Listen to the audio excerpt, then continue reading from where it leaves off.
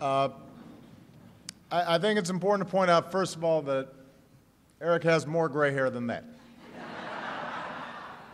Clearly, he posed early in his tenure.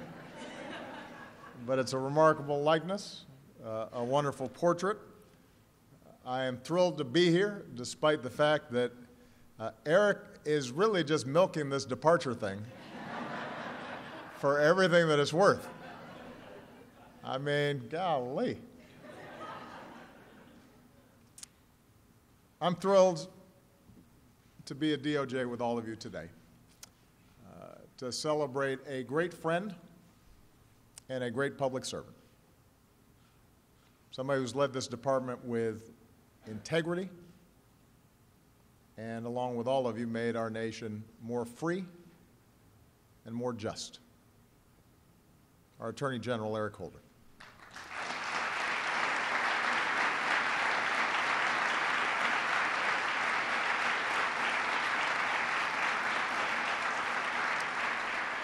Now, in September, when Eric and I stood together at the White House and announced that he'd be leaving the Justice Department, he thanked all of you for joining him on a journey that, in his words, will always be guided by the pursuit of justice and aimed at the North Star. And that sums up Eric's career. A life guided by justice, aimed at his North Star. His bedrock belief in the fundamental rights and equality of all people. It's the principle that shaped his career, from his early days as a federal prosecutor through his years on the bench, his previous turns at the Justice Department as a Deputy Attorney General and Acting Attorney General, and finally his exemplary service as 82nd Attorney General of the United States. Eric is America's third longest serving Attorney General.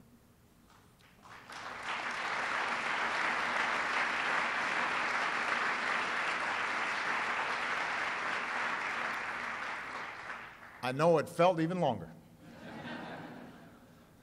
And I'll just come out and say it, he has been one of our finest.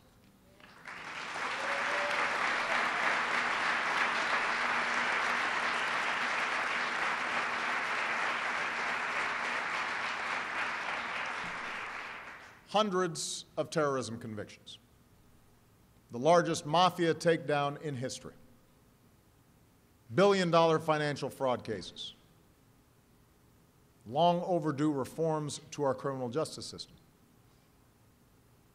Thanks in part to Eric's leadership, the overall crime rate and overall incarceration rate declined together for the first time in 40 years last year.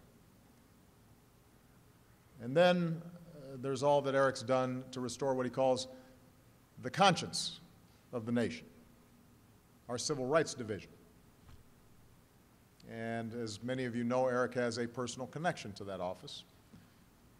When Nicholas Katzenbach was Deputy Attorney General during the Kennedy administration, he escorted 2 African-American students through the doors of the University of Alabama after the courts ordered that school to be desegregated, and one of those students happened to be a young woman named Vivian Malone.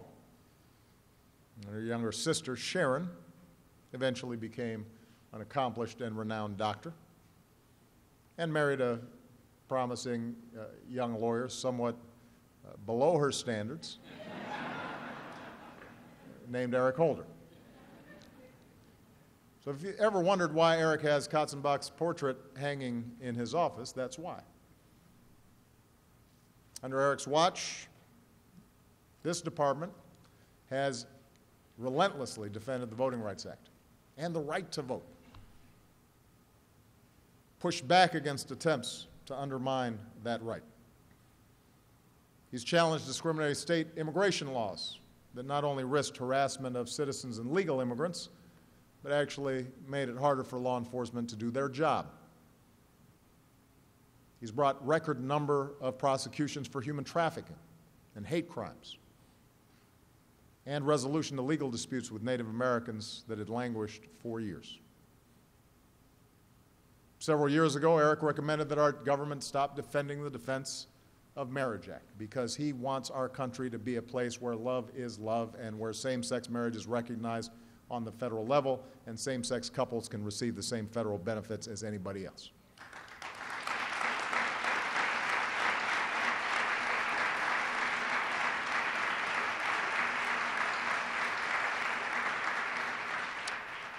With Eric Holder as its lawyer, America has become a better country, which means that saying goodbye is bittersweet. You have done a remarkable job. It's hard to let you go. I tried to talk him out of it. But he's earned a break. And Sharon and Brooke and Maya and Buddy, they've waited a pretty long time to get you back. Now, Eric promised to stay on until the Senate confirms his successor. And just yesterday, the Senate Judiciary Committee approved Loretta Lynch to be the next Attorney General.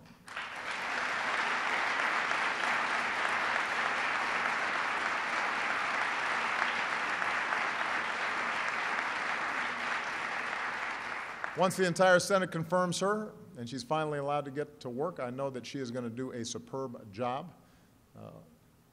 And Eric, that means that you're leaving the Justice Department in outstanding hands. Let me close by saying that you don't have to take my word that Eric has made a difference in the life of this country. We collected just a few samples of the letters that were written during the course of the presidency or after the announcement that Eric was leaving.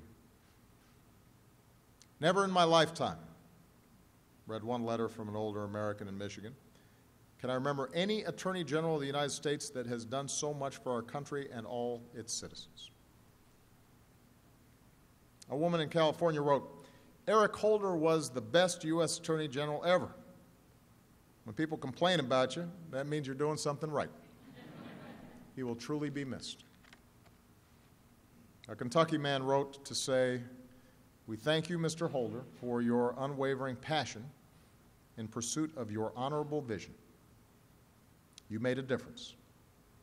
You are much more than simply a public official. You are a servant possessing a heart with the audacity to care. And I'll provide one last testimony from today, not in written form. Working with Eric in the wake of the Trayvon Martin case, we initiated something called My Brother's Keeper. And we're trying to reach out to young people all across the country who may not have all the advantages, may sometimes be subject to stereotypes, trying to give them pathways for success. And as part of this, we had a group of young men, African American and Latino, who are White House mentees,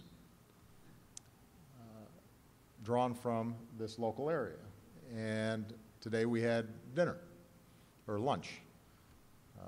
Broderick was there, and we sat down, and I explained to them that they don't have to be that tense about which fork to use. You kind of work your way in.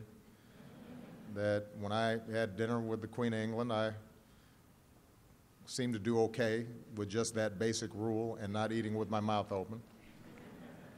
And we went around the room and they talked about their hopes and their aspirations and what colleges they had gone to and what they were doing. And there were a couple of outstanding football players in the group and a track star and a number of future neurobiologists and several who are planning to join our armed forces, and this one young man who had a, at the moment, disqualifying haircut, said, I want to be the Attorney General of the United States. Didn't say he wanted to be governor or senator or congressman or even president. Said, I want to be the Attorney General of the United States.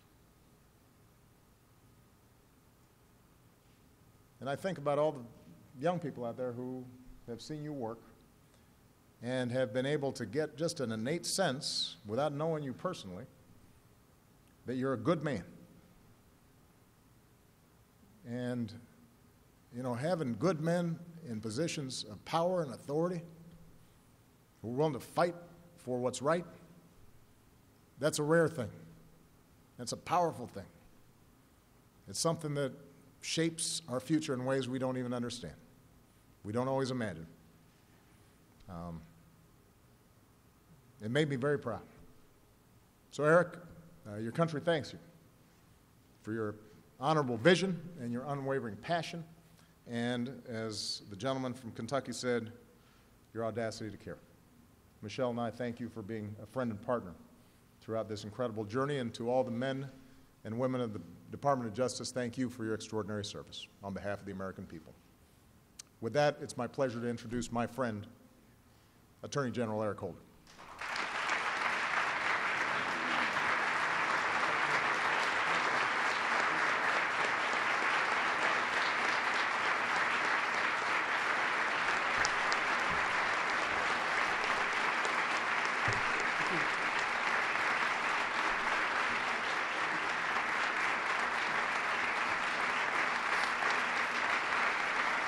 Thank you.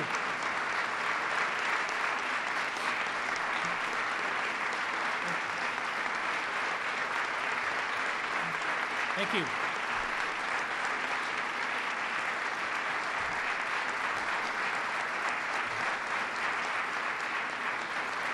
Thank you.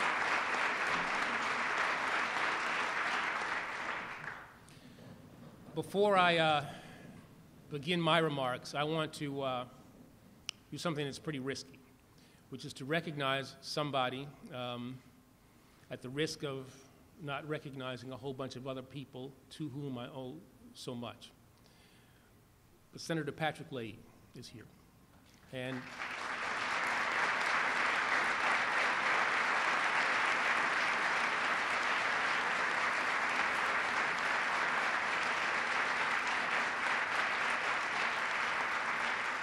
in tough times, both professional and personal, this is a man who has been there for me. He is a patriot in the truest sense of the word. This country is better for the work that you have done as a senator generally, and more specifically, when you chaired the Judiciary Committee. I learned a lot from you. The relationship that we have will continue beyond my time here at the Justice Department. And at least for today, and he'll understand what I mean by this, at least for today, you are the real Patrick. Ask him about that. I came to this department as an unformed 25-year-old graduate from law school. I will leave grayer and wiser, but still struck by the wonder of all that this great organization and its people have exposed me to. I have made friends during my time here and lost some of them to the vagaries of life, but each of those people has left an indelible mark on who I am and who I still aspire to be. The beauty of this department is that at its best, it is like our country, at its best, always growing, always changing, always being vigilant in the defense of those values that have distinguished this nation and made it truly exceptional. This quality is derived from the ideals that serve as the foundation for all that we love about America. Great as it is, our nation is not yet perfect. The fact that we can acknowledge this is what truly distinguishes us as a people. We have always examined ourselves and determined that which needs to be improved, that which needs to be maintained, and that to which we should aspire. This is the essence of and the beauty of the United States of America. Unlike other countries complacent in an older, sclerotic system, we are still young, dynamic, and unafraid to question ourselves. This spirit initially led to revolution, and then to the removal of the sin of slavery, the right of women to vote, a great civil rights movement that truly transformed our nation, and now a recognition of the rights of all Americans regardless of their sexual orientation. Now, make no mistake, we still have unfinished business and work to do. Reform of our criminal justice system must continue, and under Loretta and Sally, I'm sure that will be the case. The historic wrongs visited upon our Native people must be righted. The widening gap in income inequality must be reversed. And in the defense of our nation, we must always adhere to the values that define us. And at all costs, the right to vote must be protected. Now,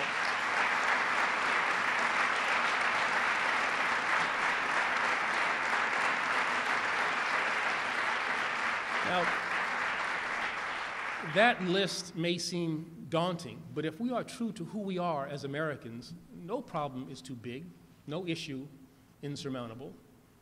And beware those who would take us back to a past that has really never existed, or that was imbued with a forgotten inequity.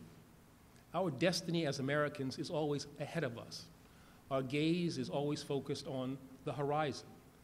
Those who have loved this nation most have dared greatly and have sought to change the status quo for the better.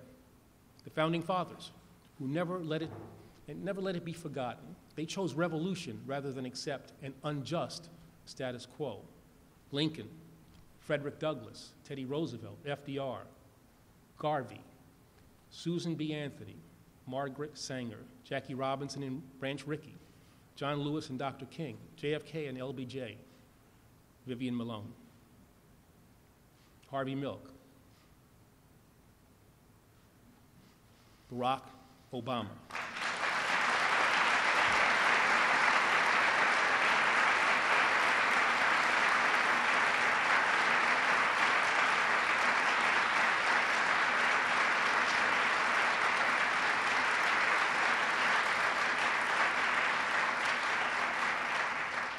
We should not fear change. It is part of who we are as Americans. It is what distinguishes us. It is what makes us unique. Now, I leave this place proud of what we have accomplished over the last 6 years and grateful for all that DOJ has given me these past 39 years. This has been my home, and you will always be my family. I thank the parents who raised me and the West Indian sensibility that they instilled in me, the New York City public school system that educated me, Columbia University that nurtured and tolerated me, the woman who has loved me so long, the kids who have been the joy, and I hope that they really understand, the true pride of my life, a brother who has been more than a sibling. He's been a dear friend. Beautiful sisters-in-law, a brilliant brother-in-law, the guys at the Column, you know who you are, and my crew from 24th Avenue and 101st Street. And more recently, a president and colleagues in this administration who stuck by me when I didn't always make it the easiest thing to do. And I'm grateful to this great nation who gave a black kid from East Elmhurst, Queens, New York City, more support and opportunities than any individual could have hoped for. Thank you, America. To the wonderful, dedicated, accomplished men and women of this great department, I realize that I've asked for so much from each of you over the last 6 years. But let me make one final request. Keep going. Keep fighting. Keep believing in your ability to improve our country and our world. And know this. No Attorney General, no AG has ever loved this institution or you more. Not one. Now, I lack the words to fully convey what this place and all of you mean to me. So let me end this way and paraphrase Duke Ellington. I will miss you as I have loved you all, madly. I love you madly. Thank you and goodbye.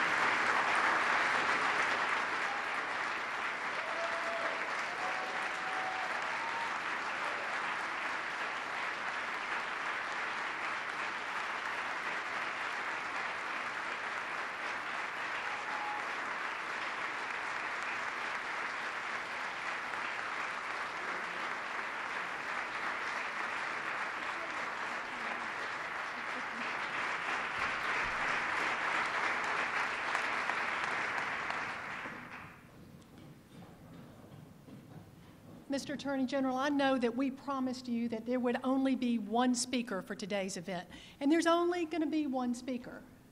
But we do have a special musical guest for you today. It's someone who has the utmost respect for you. And when I say respect, I mean R-E-S-P-E-C-T? Ladies and gentlemen, Miss Aretha Franklin.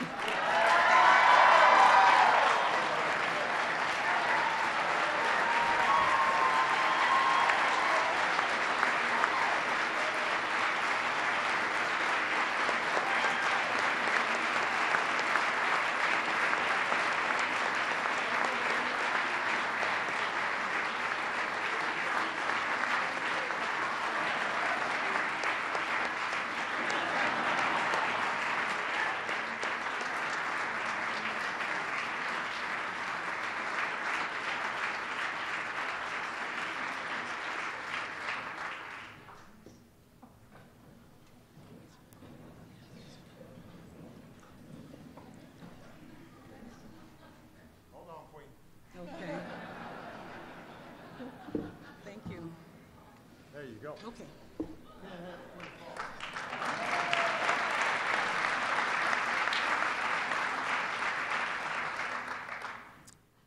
May-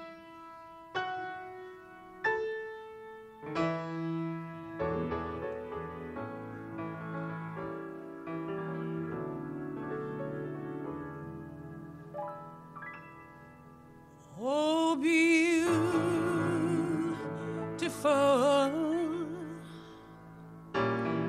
for spacious skies,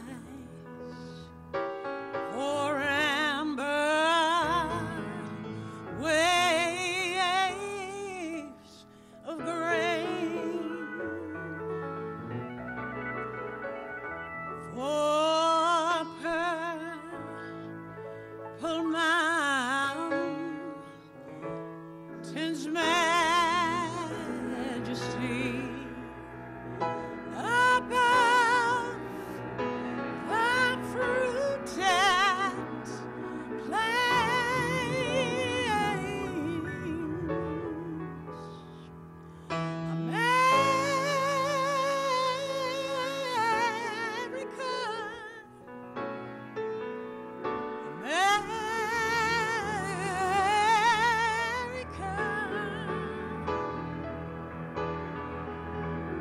God shed His grace on thee and crown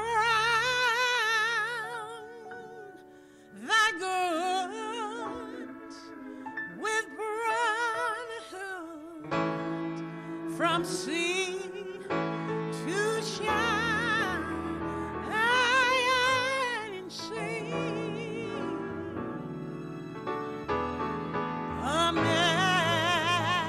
America, for heroes prove in liberating strife.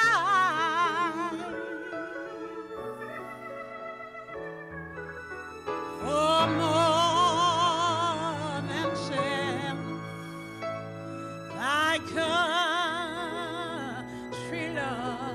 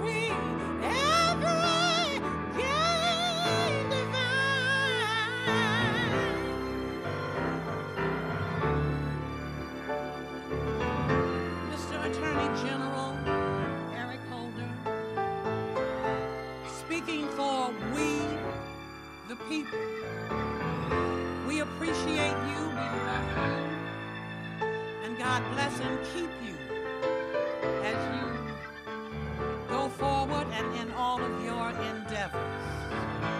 He's courageous, integrity, a hero, yes he is.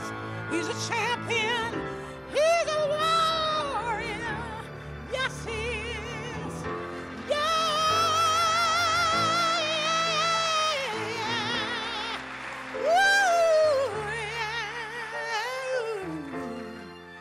Let everybody say yes, say yes, say yes.